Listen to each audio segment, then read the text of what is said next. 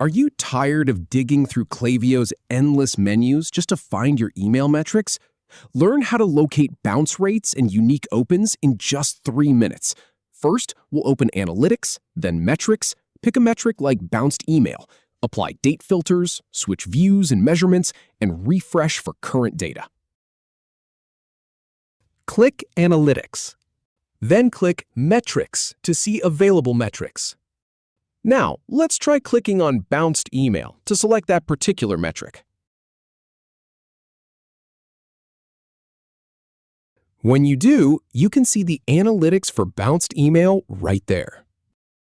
You can filter by date range. Click Week to Date. You can change the view.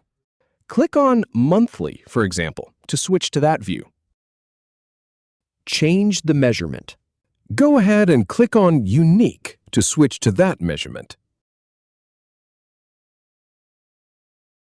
Finally, hit Refresh.